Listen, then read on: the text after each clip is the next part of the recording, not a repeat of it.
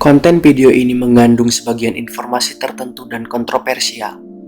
Alur ceritanya mungkin bersifat subjektif dan belum dikonfirmasi secara ilmiah. Harap disimak secara rasional. Jika merasa di luar jangkauan kognitif Anda, anggap saja sebagai sebuah cerita. Apa yang disampaikan dalam video ini hanya menceritakan sebuah kisah atau peristiwa yang menarik sebagai bahan kajian. Terima kasih atas dukungan dan perhatiannya. Salam pemirsa, jumpa lagi di channel Pandangan Lain. Edisi kali ini Pandangan Lain akan mengulas tentang misteri Anunnaki. Pernahkah Anda bertanya-tanya, mengapa sekolah hanya sedikit mengajarkan tentang peradaban maju pertama di dunia? Khususnya saat memperkenalkan banyak hal yang masih kita pakai sampai sekarang. Mengapa misteri seputar Sumeria yang berada di Mesopotamia sekarang di Irak modern? Bagaimanapun mereka telah memberi kita sesuatu. Kalender modern berdasarkan siklus bulan. Sistem perhitungan yang digunakan untuk geometri dalam mengukur waktu. Sistem roda. Sistem irigasi seperti tanggul dan kenal. Perahu layar, dan sebagainya. Mereka bahkan berbicara dalam bahasa pertama. Yang terpenting mereka meninggalkan bukti catatan tertulis pertama. Ini adalah bukti sumbangan sejumlah besar kecerdasan bagi umat manusia. Jadi mengapa kita tidak membahas lebih banyak tentang peradaban yang jelas-jelas maju dan berpengaruh ini? Baiklah, coba hubungkan poin-poin ini. Anda akan menemukan mengapa kelalaian atau penghilangan itu disengaja. Bangsa Sumeria terbukti akurat dalam menciptakan banyak sistem canggih. Namun, kita beranggapan bahwa sejarah manusia mereka hanyalah mitos, tak lebih. Kenapa? Jika kita memberikan kepercayaan yang sama pada sejarah tertulis dan penemuan mereka, maka kita akan mendapatkan versi yang sama sekali berbeda terkait asal-muasal kita. Dan kita akan lebih memikirkan tentang masa depan kita. Jadi biarlah para arkeolog terus berdebat tentang sejarah dan evolusi manusia. Jika Anda menggali di sumbernya, akan ditemukan peradaban pertama yang mengungkap catatan sejarah masa lalu kita. Naskah kuno Sumeria.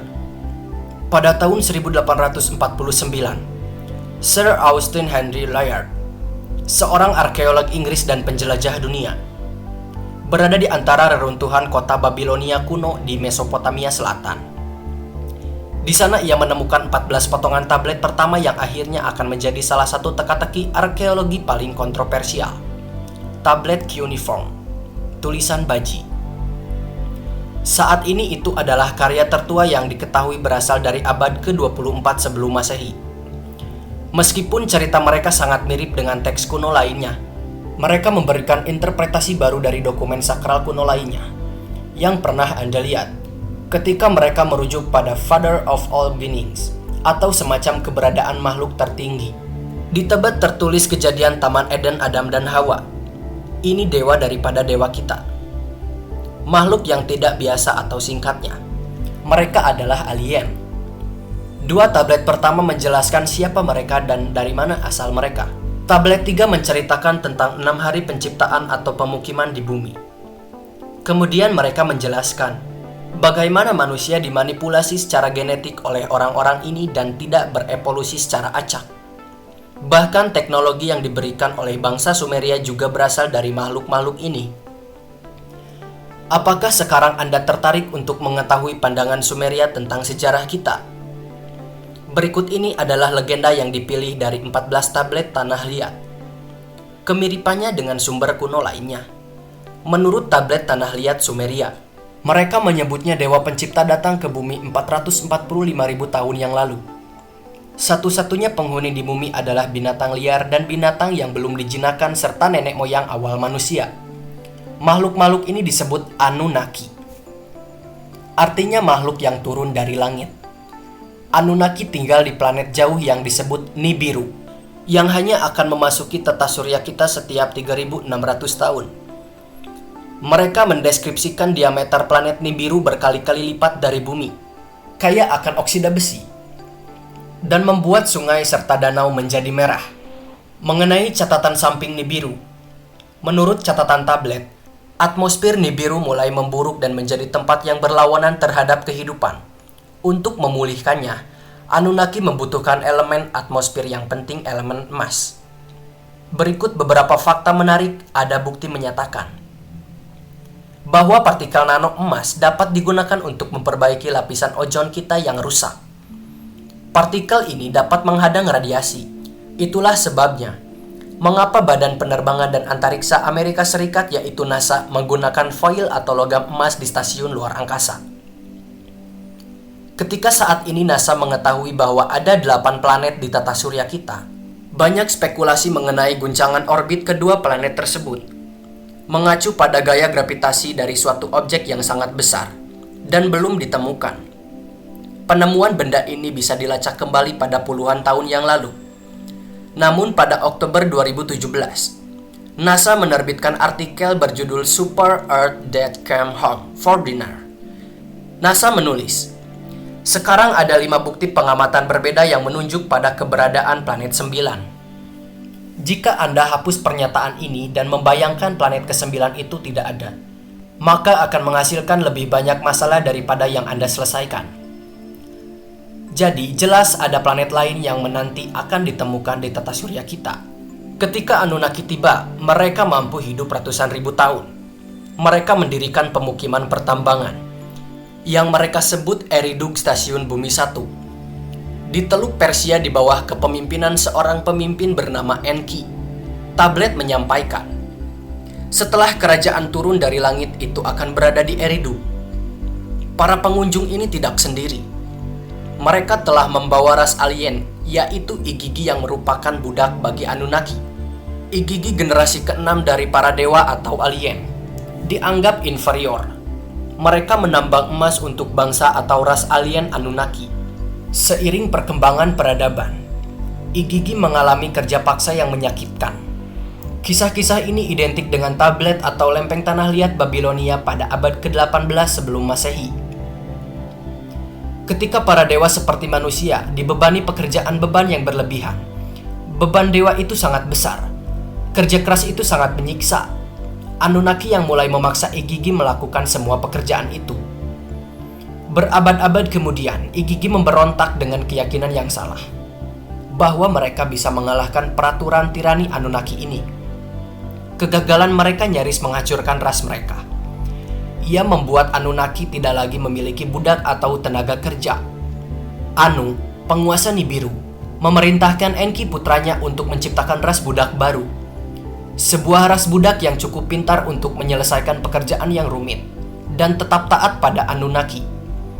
Eksperimennya dijelaskan secara inti di Atrahasis, yang menciptakan banyak makhluk unik. Enki akhirnya berhasil mencapai tujuan, dan hasilnya, persilangan genetik antara manusia gua bumi Homo erectus dan Anunnaki yang kita sebut Homo sapien. Tablet tanah liat ini menyebut manusia pertama sebagai Adamu. Dalam bahasa Ibrani, Adam berarti manusia. Anunnaki menyuruh Homo sapien bekerja di tambang dan tempat-tempat lain di Mesopotamia. Avot atau penyembahan dalam bahasa Semit secara harfiah artinya bekerja untuknya. Oleh karena itu, manusia periode awal tidak punya pilihan selain menyembah dewa-dewa mereka. Menurut hieroglif dan catatan tertulis, bangsa Anunnaki yang kita kenal telah hidup selama berabad-abad dan merupakan raksasa dibandingkan dengan Homo sapiens. Karena tujuan utamanya adalah untuk melayani bangsa Anunnaki. Sebagai imbalannya, Homo sapiens mendapatkan pendidikan keterampilan sosial, akademik, dan teknologi. Semua ini tercatat dengan sangat jelas di tablet atau lempeng tanah liat Sumeria. Manusia baru yang merupakan budak tidak dapat bereproduksi. Tetapi seiring meningkatnya kebutuhan tenaga kerja, mereka dirancang ulang agar dapat bereproduksi. Hal ini kemudian menyebabkan kelebihan populasi. Banyak orang yang kemudian diusir dari kota mereka yang aman. Dan dari sinilah kemudian lahir kisah Taman Eden dan kisah pengasingan dari langit untuk mengembangbiakan keturunan. Saat manusia berangsur-angsur menjadi lebih cerdas, beberapa pemimpin Anunnaki tumbuh bersama manusia-manusia ini karena larangan percampuran antar ras. Sehingga anak-anak yang lahir disebut Nephilim atau manusia raksasa purbakala. Di tablet Sumeria tertulis bahwa hal itu membuat marah Enlil, yang saat itu adalah pemimpin ras bangsa Anunnaki, yang juga saudara laki-laki Enki. Enlil memastikan tidak ada manusia yang kemungkinan akan menguasai Nibiru.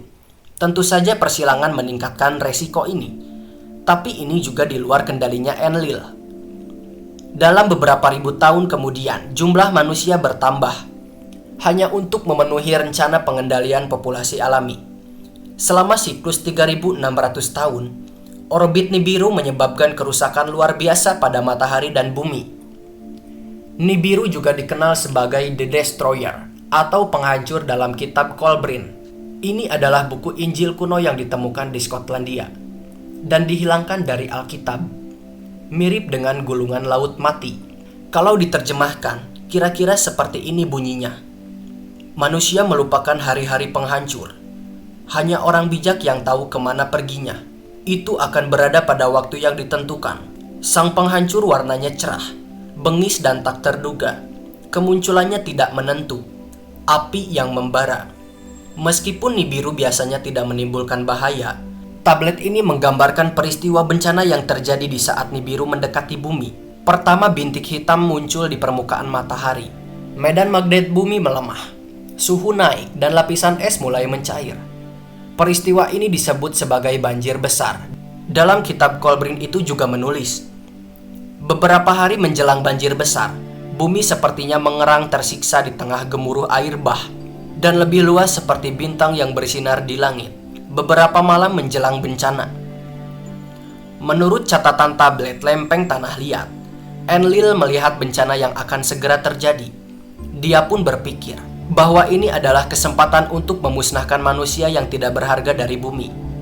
Dia kembali ke Nibiru, tetapi banyak Anunnaki memilih untuk tetap tinggal. Dari pesawat luar angkasa, mereka yang mengorbit bumi, mereka menyaksikan banjir dan kehancuran di bumi. Teks lainnya berbunyi, siang dan malam gelap gulita. Malamnya bulan seolah ditelan. Bumi mulai bergetar oleh semacam kekuatan. Sebelum mengetahui lebih lanjut, terasa bergolak. Di tengah gemerlap cahaya fajar, sebongkah awan gelap muncul dari cakrawala. Cahaya pagi menjadi redup, lalu terdengar gemuruh gentur yang bertalu-talu, dan sembaran kilat menerangi langit. Pada hari itu, di hari yang tak terlupakan itu, banjir yang menderu-deru pun mulai menerjang. Pada saat itu, lapisan es Antartika yang sangat besar bertabrakan dan tenggelam ke laut yang akan menyebabkan amukan tsunami dan menyebar dari utara ke tambang emas di tenggara Afrika. Air pasang terus ke utara sampai membanjiri kota Eden, yaitu salah satu pemukiman Anunnaki paling awal di planet ini, yang sekarang terletak di dasar Teluk Persia. Menyaksikan malapetaka ini, Enki merasa simpati atas ciptaannya sendiri dan menginstruksikan manusia pilihannya untuk membuat perahu. Di antara segelintir manusia ini adalah Zeusudra yang kita kenal dan keluarganya. Hujan badai mulai menerjang. Air pasang berlangsung selama 7 hari di bumi hingga akhirnya berhenti. Tapi hujan lebat berlanjut selama 40 hari 40 malam lagi. Kisah banjir ini terekam hampir di setiap peradaban di planet kita. Diambil dari sampel IMTS dari Greenland dan Antartika. Ini menunjukkan bahwa pada puncak zaman es terakhir, permukaan laut lebih rendah 425 kaki dari saat ini. Dan pada intinya, ada tanda-tanda yang jelas menunjukkan bahwa permukaan air laut akan naik dengan cepat. Setelah banjir, rekonstruksi pelabuhan antariksa baru dimulai. Teks pada tablet menggambarkan bagaimana bangsa Anunnaki membangun gedung mereka berdasarkan tata letak bintang. Dikatakan, let the heart of the planet the heavens reflect. Begitu Enki menyetujui ini, Enlil mengambil tindakan dari langit yang jauh. Sebenarnya piramida sekarang diduga jauh lebih tua sejarahnya dari yang ditentukan semula. Banyak situs kuno lainnya yang ternyata berjajar dengan bintang di langit. Ketika Anunnaki akhirnya meninggalkan bumi, pengaruh mereka telah menyebar ke seluruh penjuru dunia, dari Mesopotamia sampai India hingga kemudian ke Amerika Selatan. Sebelum mereka pergi, mereka menganugerahkan peradaban Sumeria kepada manusia. Sebuah era maju yang tak dapat dijelaskan, yang tiba-tiba muncul sebagai budaya yang matang dan sangat terorganisir entah dari mana. Anunnaki mengajarkan cara hidup bangsa Sumeria dan mendirikan monarki.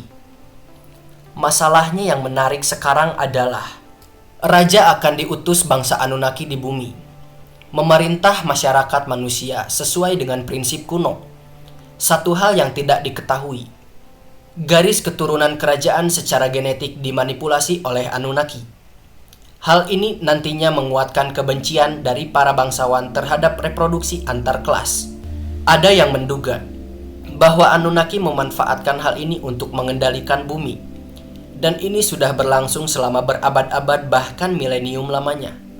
Sementara ada juga yang menduga bahwa Nibiru mungkin akan mendekati planet kita lagi, seperti yang ditunjukkan tablet atau lempengan tanah liat. Kemudian Anunnaki akan kembali dan mendapatkan kembali kendali atas ras budak yang mereka ciptakan. Ini menjelaskan mengapa catatan sejarah Sumeria dirahasiakan. Bagaimanapun 3600 tahun akan memasuki siklus baru. Sekarang setelah Anda tahu apa yang orang dahulu pikirkan tentang asal-usul kita, mungkin Anda akan mengambil keputusan.